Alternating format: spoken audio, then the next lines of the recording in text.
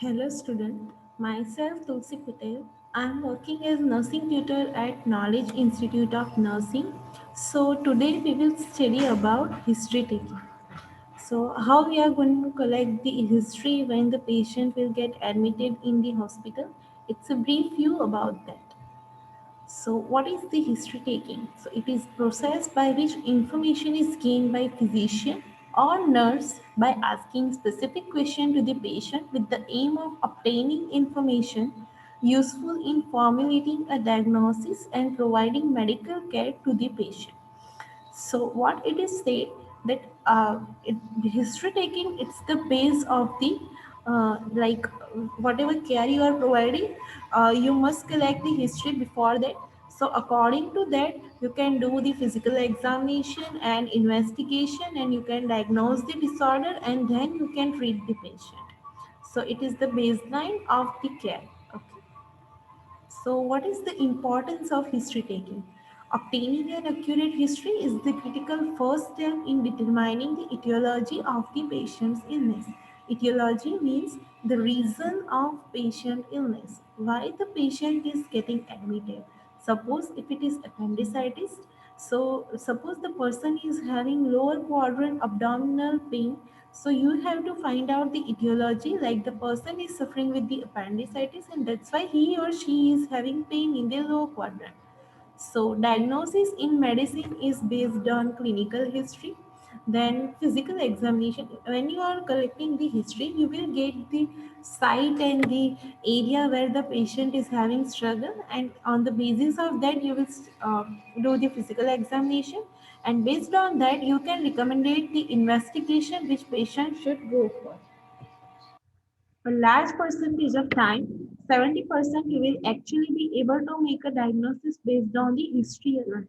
So here what it is telling, if you are going to take a proper history, so based on that you can make the diagnosis.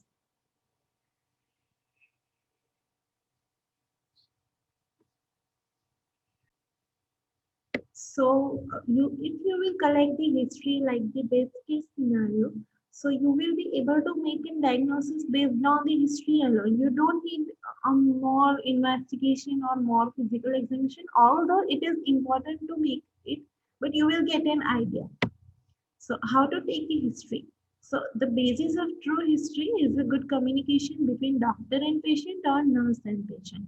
So if you will have a good rapport, good understanding and good like communication skills, so on the basis of that you will collect a good history from the patient. It takes practice, of course, patience, understanding and concentration. Sometimes there are patients who are having a severe pain and they are so irritable at that time. You cannot ask the question to direct the patient. You can ask one or the other relative who brings them the hospital. So that's need the patience. Always listen to the patient. They might be telling you the diagnosis. It is said. So listen it carefully. Now, how is the approach to take history? So your look is so important.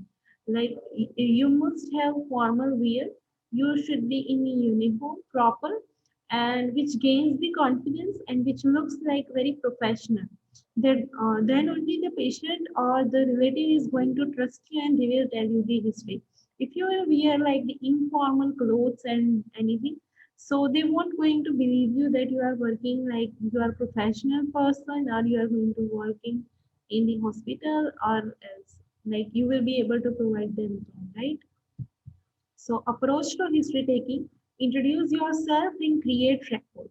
So your rapport is very important. First of all, you introduce yourself that you are Mr. X or Y and you are working in this department and you are going to take care of that patient in particular shift. So it is very important to first introduce yourself to the patient. It creates like a positive vibe in the patient. Okay. So approach of history taking should be you should be alert and you should be give full attention to the patient. Eye contact is must and listen the patient's complaint carefully because then only they will trust you and they will tell you the problems they are suffering with. You should not working on the phone while you are talking with your patient or doing some other activity. It feels like they will feel ignored and they won't tell you much detail. Okay. So approach to history taking, ensure consent has been given. First of all, you take the permission of the patient.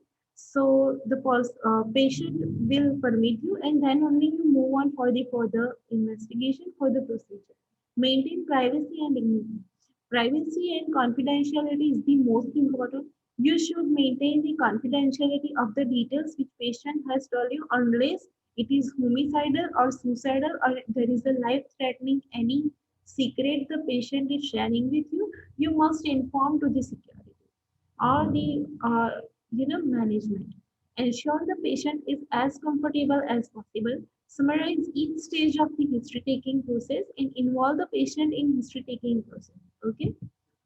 So if he's in bad mood or distracted during the consultation, you can end up making a history rather than taking a history. Okay.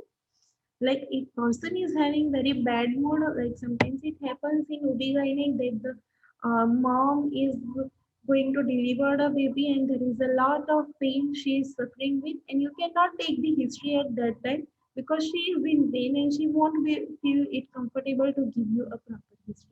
So stop and there and then only to take the history and make them feel comfortable.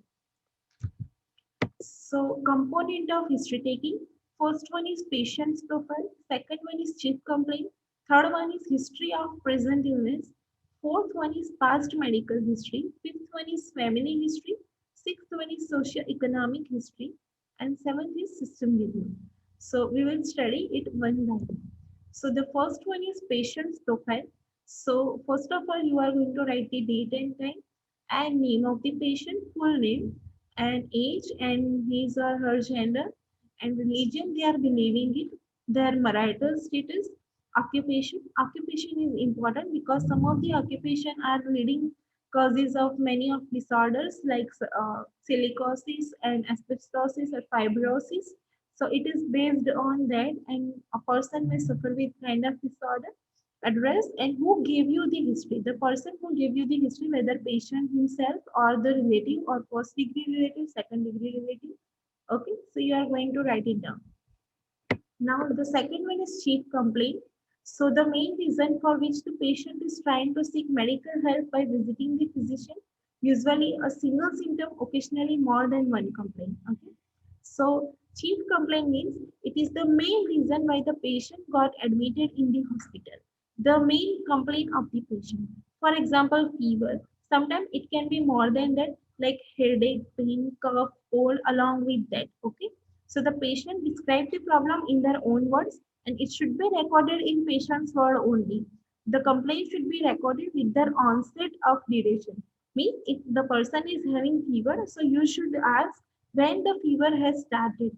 When you have had a fever, like from 1 week or 2 weeks, you should take the detail. Okay. So how to ask chief complaint? So you are going to ask the patient what brings you here or how can I help you on what seems to be the problem. Okay. Then the patient will tell you the answer that is chief complaint. So if there is more than one complaint, it should be written according to the chronological order. Means what first thing the patient had started to feel. If it is fever, you can write it down like fever since 2 weeks as the example. Then productive cough from 1 week, vomiting from 2 days, and fatigue from 1 day. Okay. So as it has written in chronological order, you should write it down too. Okay. Now history of the present illness.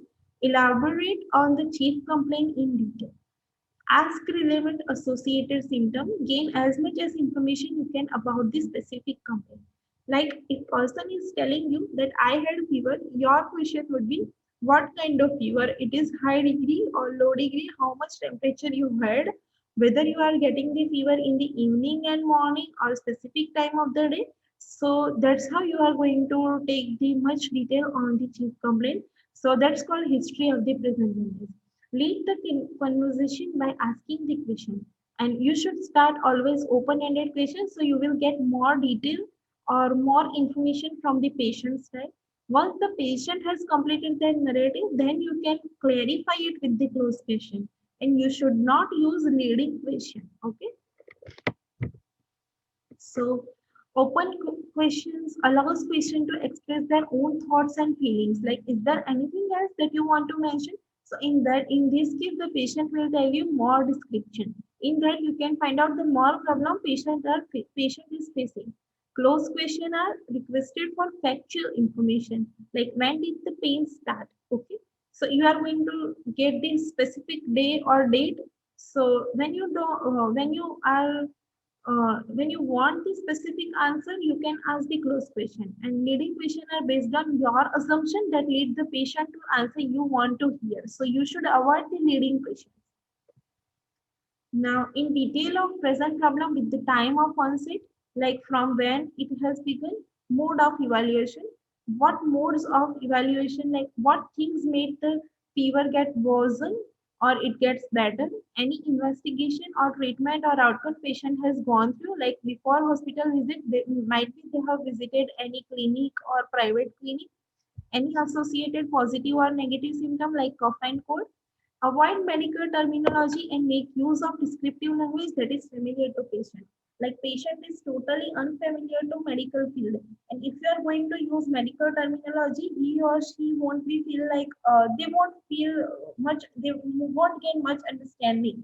So you should use their own language, familiar language, and you should explain them each and every detail in their language. Sequential presentation should be there. Always read the story in days before admission and narrate in details. Okay. Now tips to gather information. First of all, if patient is having, the patient is having pain. So at what side the patient is having, whether it is a chest pain, whether it is a extremity pain, whether it is headache or onset. The next one is onset, means when the pain has started. Third one is character, whether it is throbbing pain or burning pain, that things you are going to record it. The fourth one is radiation, like whether the pain gets radiated. Sometimes the patient who is having anginal attack get the radiating pain, left side chest pain radiate to the left shoulder and arm and forearm and the third finger. So that's how it gets radiated and the person is having heart attack. So that's how you are going to get the idea about diagnosis. Liverting factor means what factors are getting reduce the pain. Timing of the day. Sometimes the patient who are suffering with migraine, they will get the pains in the morning and in afternoon it gets worsen. Okay. So that's how the timing it is important. E for exacerbating factors, like what factors is are exacerbating the pain and increasing the pain. Severity means the patient whether is having mild, moderate, or severe pain. Okay. So this is the example. Like the patient was apparently well 1 week before admission when the patient fell while gardening and cut his foot with a stone. So this is causation of injury. By that evening, the foot becomes swollen and patient was unable to walk. So this is history of present illness. Okay, patient will complain, okay, his leg or foot got swollen. So how does it got? So this is the history. And next day, the patient attended the private clinic where they gave him some real oral medicine. And the patient doesn't know the name of medicine given, but they say that the medicine will suppress his leg pains. So this is past medical history. Like the patient has already visited a private clinic. However, there was no improvement in his condition. 2 days prior to the admission in the hospital, the swelling in the foot started discharging the pus. So this is the next complaint the patient is having along with the swollen foot. And there is a high fever. This is like other than the main chief complaint, there are so many symptoms accompanying it. Like fever and rigors. Rigors, it's a type of fever with chills, with nausea and vomiting. So this is the example you can identify how the patient has give the history. Now next is past medical history. Any history of similar complaint in the past, like if patient is having typhoid, ask them, did you had typhoid before this day? Other medical problem that patient has or had, any chronic disease present like hypertension, diabetes, etc. Then past hospitalization and past surgeries patient has made. And medication, if any, taken in the past, like dosage and duration, hypertension, thyroid medicines are like regular medicine.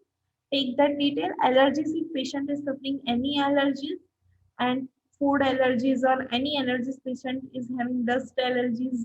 So take a note of that. Like in pediatric, you are going to collect the birth history, developmental milestone, immunizations, and in gynec you can ask the obstetric history of the female. Okay. Now, fifth one is family history. So it is important to establish whether there are any genetically transmitted disease within family. Like genetic disease like Down syndrome and Edwards syndrome, this all are comes in the heredity. Or there are so many illnesses which comes in heredity. So any illness run in the family, similar history in the family, and parent and sibling suffering with any chronic illness, chronic means hypertension, diabetes, likewise, and parents if died, how old and what they died of. You should be able to collect relevant family history depending upon the present illness. Okay. Now, for example, patient has come due to anemia. So try to rule out if in patient's family anybody is suffering with sickle cell anemia, thalassemia, or G6PD deficiency. Okay. Now, sixth one is socio-economic history, whether the patient is smoking or not, like what amount of smoking, duration, and type of smoking. Next one is drinking history, how much amount of alcohol patient is taking, the duration for from how long he or she is taking, and what type of alcohol he is taking. Any drug addiction like cocaine and heroin, and sexual history if suspected sexually transmitted disorder or illnesses, then occupation and social and education background and financial situation.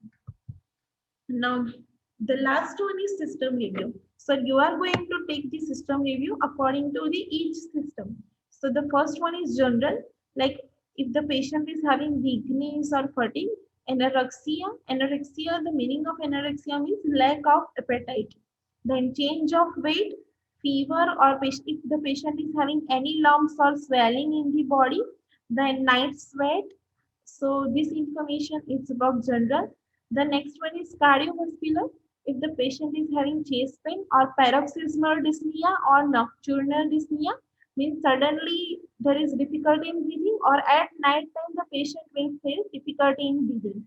Orthopnea means due to any like bone or muscle issue, the person will having difficulty in breathing. Then short of breath and cough or sputum, palpitations means feeling of your own heartbeat. Cyanosis means bluish discoloration of skin. If the patient is having any of the complaint, the person might have cardiovascular disorder. The next one is gestational or alimentary disorder. The first one is appetite. You are going to ask whether the patient is having anorexia or weight change. Next is diet, nausea and vomiting. Regurgitation, heartburn or flatulence. Regurgitation means backflow of the fluid. Heartburn means acidity. Flatulence means gas accumulation. Then next is difficulty in swallowing, the term known as dysphagia. Then abdominal pain, distension, change of bowel habit, whether the patient is having constipation or diarrhea. Hematemesis, emesis means vomiting and hematemesis means blood in vomit. And melena means blood in stool. The next is jaundice. Then the fourth one is respiratory system, whether the patient is having cough, whether it is productive or dry. Sputum, you are going to record the color of sputum, amount and smell. Then next is hemoptysis. Tysis means sputum and heme means blood in sputum. Chest pain, SOB means there is shortness of breath means dyspnea. Tachypnea means increase in the respiratory rate. Hoarseness means there is hoarseness in the voice. Wheezing, it's a type of abnormal respiratory sound. Now next is urinary system. Whether the patient is having frequency, dysuria means difficulty in passing urine, urgency, hesitancy, terminal dribbling, nocturia means nighttime if the patient wants too many bathroom visits, and back or growing pain, and incontinence, character of urine, color, amount, whether it is polyuria, and timing and fever, whether the patient is accompanying with fever with this symptom means might be the patient will have urinary tract infection. Okay. Now next is nervous system, like whether you are going to check the senses, visual, smell, taste, hearing, and speech. Then whether the patient is having headache. Then fits, like if the patient is having convulsions. Faints means if the patient is having vertigo, blackout, or loss of consciousness. You are going to assess for muscle weakness and numbness and tingling sensation and paralysis and abnormal, any abnormal sensation. Change of behavior, like whether the patient is suddenly getting angry or sudden happiness, or whether any psychiatric issue. And next one is genital system, whether the patient is having pain, discomfort, or itching at the site, and whether the patient is having any abnormal discharge from that area or unusual bleeding. The next is musculoskeletal system, whether the patient is having pain in muscle, bone, or joint, whether he or she is having swelling, weakness of the movement, or any deformities like fracture or limb deformity. So this was about the system review. Like now, give a summary. Ask if you have if you have understood the information correctly. If patient has understood the information as well as you, ask if there is any other information that the patient wants you to know, and advise that what your plan would be or your doctor's plan would be. Check with the patient that they are in agreement with your plan. Okay, so this was about the history taking. Hope you all have understood.